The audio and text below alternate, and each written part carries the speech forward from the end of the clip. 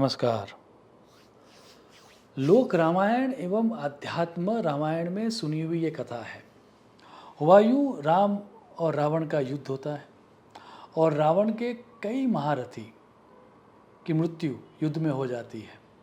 उसके बाद न चाहते हुए भी रावण कुंभकर्ण को जगाने के लिए लोगों को भेजता है। अब काफ़ी प्रयासों के बाद कुंभकर्ण जागता है और गुस्से से थोड़ा इरिटेट होकर रावण से पूछता है, बड़े भैया मुझे क्यों जगाया? तब रावण कहता है, अयोध्या से दशरथ का पुत्र राम सब छोड़ छाड़ के यहाँ पर युद्ध करने आया है।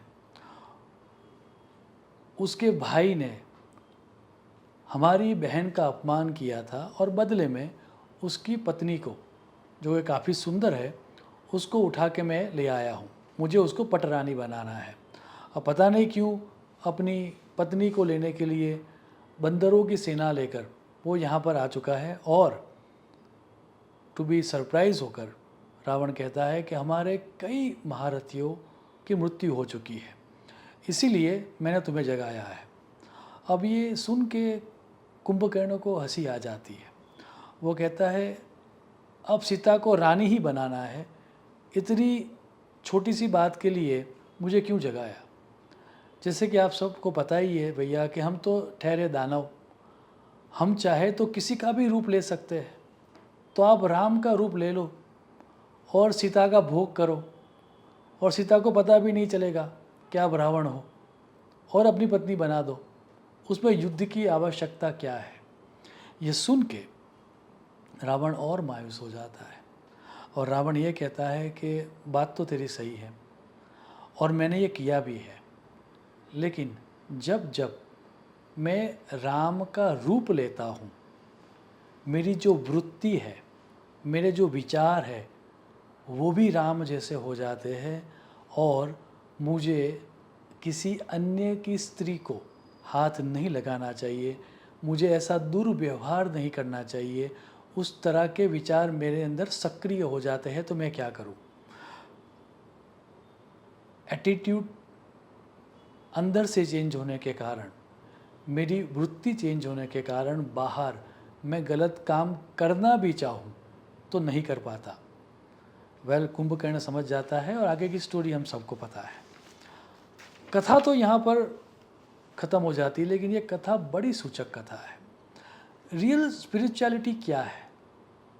पाठ पूजा करना, उपवास करना, शरीर को सताना या परोपकार करना, जिसको जो चाहिए वो चीज़ें देना, दान देना, दक्षिणा देना, मेडिटेशन करना, क्या ये रियल स्पिरिचुअलिटी है?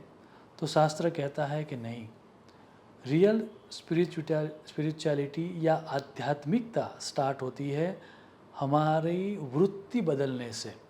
हमारा मेंटल एटीट्यूड बदले तो ही रियल स्पिरिचुअलिटी है, अन्यथा बाहर हम जो भी करेंगे वो सब एक तरह का आडंबर होगा, एक तरह का फॉल्स बिहेवियर होगा। इसी बात को समझाता कबीर जी का यह दुहा कह के मैं मेरी वाणी को विराम दूंगा।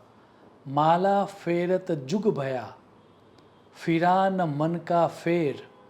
माला फेरत जुग भया, फिरा न मन का फेर। कर का मन का डार दे, मन का फेर। हमारे मन का फरे, हमारी वृत्ति चेंज हो, वही सच्ची आध्यात्मिकता है। आप सबके जीवन में और मेरे जीवन में भी ऐसी घटनाएं आए ताकि हमारे मन की वृत्ति चेंज हो। ऐसी ईश्वर को प्रार्थना करते हुए मैं मेरी वाणी को विराम दूंगा। शुभम भवतु। प्रणाम।